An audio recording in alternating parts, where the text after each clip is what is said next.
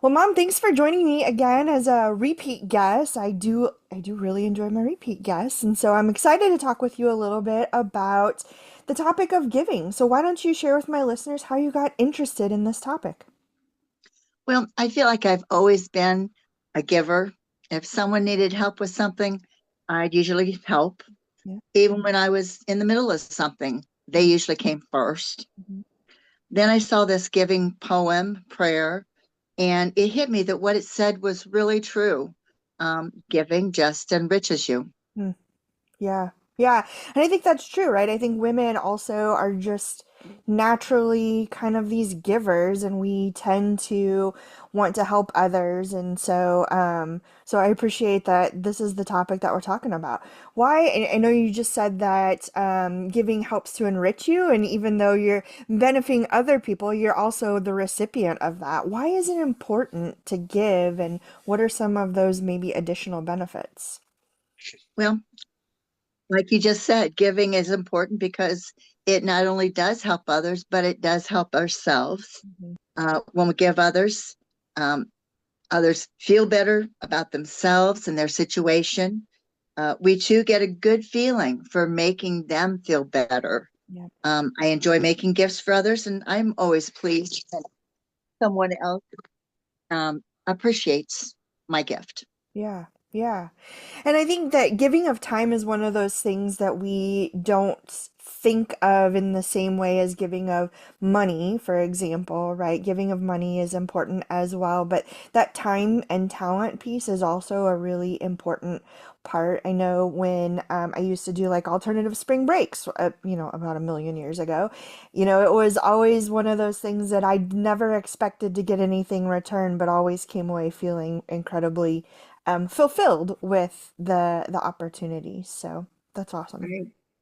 Well, I know, giving of time is obviously an important component of giving time, talent, and treasure. How have you volunteered in Girl Scouts and given of your time in that way? Well, um, I wore many hats in Girl Scouts. My first experience was as a tag along unit leader at Girl Scout Day Camp. And then, when my youngest daughter, Amy, became old enough to be a Girl Scout, there were too many girls for one troop. So we started a troop, and I was their leader. Mm-hmm. A couple of years later, the day camp director moved away, and I decided I could do that. Yeah. So I did that for several years. Um, I had my summers off being a teacher, Yeah. and so I felt like I had the time to do it. I didn't have to take off to do it. Yeah. And by several years, I think you mean like over a decade, right? Like it was a long Yeah, time. yes, it was. Yeah. Yeah.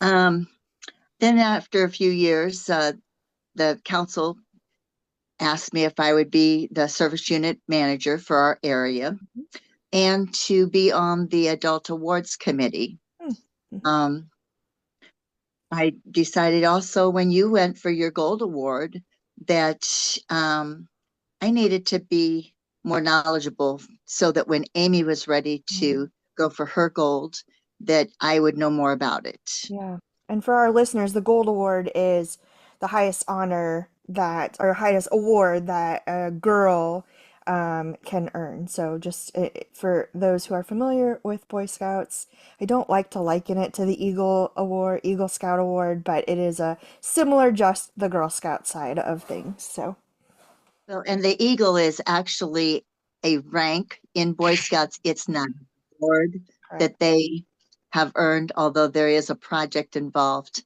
Yeah.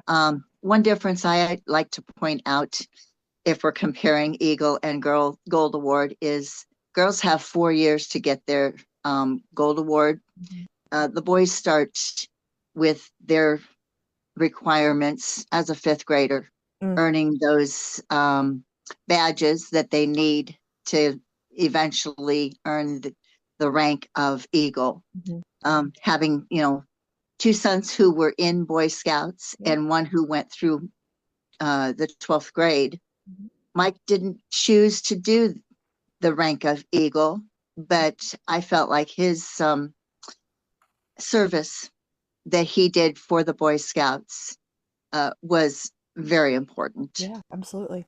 Absolutely. After Amy graduated, some thought that I was done with Girl Scouts too, but there was a troop that needed another leader, and so I volunteered to help them. And I saw them through graduation. I no longer have a troop, but I'm still the service unit manager in our area. Um, I've continued to be on the Gold Award Committee, and like you said, it's helping the girls to earn their gold, which is the highest award in Girl Scouts. And I continue to be on the Adult Awards Committee so that I can help to recognize those wonderful adults that we have in Girl Scouts. Yeah, that's awesome. That's awesome. Well, I obviously you know that this is a women's empowerment podcast, and so it's always important to me to connect it back to why women should be talking about the topics. And so, why should this be something that women are talking about and discussing the topic of giving? Like you said earlier, most women are natural givers. Mhm. Hopefully, as they give of their time and talents, they feel the joy of giving, not just an obligation. Mhm. I hope that by discussing this topic of giving, that others will come to realize that this is also a way to help boost our own feeling of worth. Mm-hmm. I think that you hit it spot on there, Mom, in that it's not an obligation, but it's an opportunity to give back. And I think that so many women feel obligated to give of their time versus this like desire to want to give back. And so that worth piece really hits home to me as I think about giving of my time and talents in the ways that I do as well. So, what tips do you have for my listeners as they're thinking about giving? Maybe I don't have the time, I'd like to, but I don't have the time, or, whatever those things are. What kind of tips do you have for them? Well, funny that you say I don't have time because I hear that so often when I'm trying to find leaders for Mm. troops. Yeah. And one of my favorite sayings is, if you want somebody to do a job, find somebody who's busy because Mm. they'll find the time to do it. Yeah. Yeah. I also remember a song by Randy Travis called Point of Light, Mhm. where he was saying that if you see something wrong and want to make it right, then you'll be that point of light. Yeah. Yeah. Of course, the golden rule: do unto others as others was had to, yeah, do unto others as others would, as you would have others do unto Yeah. you, Yeah. is a good one. But one of my favorites is if you see someone without a smile, give them one of yours. I love that. That's great. That's great. Well, what kind of final thoughts do you have as we wrap up this episode? Well, April 28th of this year is National Day Pay It Forward Day. Great. Do something for someone else that you don't have to do. Hmm. Buy them lunch, walk their dog, watch their child as they can run errands. Whatever it is, it may encourage them to do something for someone else. Yeah, I love that. And I love that. And those examples were simple examples of giving that don't take much time, that are very thoughtful and could really change someone's day and outlook on the day. So, those are awesome final thoughts for my listener. So, Mom, thanks so much for joining me as a return guest on this episode. I think that giving is really an important topic. And like I said earlier, it's not just about giving of money. Certainly, that's important in some scenarios and many ways, but really giving of time and talent, I think, is equally or more important when we start to think about um, being in a space and a world together where we're kind to one another and we can help one another out when we have the opportunity to do so. So, thanks for joining me this week, Exactly Mom. right. Thank you. Well, friends, thank you for continuing to tune in and for being part of this community. I hope that you also took something away as my mom shared a little bit more about her Girl Scout journey and sharing of her own time and talents and treasures, even though not necessarily monetary treasures. And so I hope that you're thinking a little bit about your opportunities for giving or the giving that you already do and ways that you can continue to give and then also receive a little bit as well.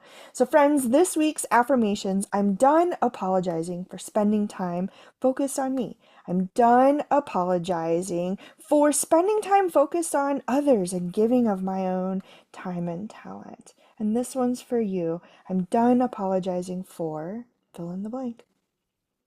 Friends, go out there, have an incredible week. Do the amazing things I know you're capable of. Remember to like, follow, and share wherever you're following along. Make sure you hit that subscribe button so you know when new items are popping up over on YouTube. I've got lots of shorts and clips over on my Instagram accounts. I'm continuously posting on Facebook. I'm making sure that I am engaging with questions and fun little quotes. So make sure you're subscribing, but also you're subscribing to my social media accounts. I'm out there everywhere. Make sure you check those out at done.apologizing, most of the locations.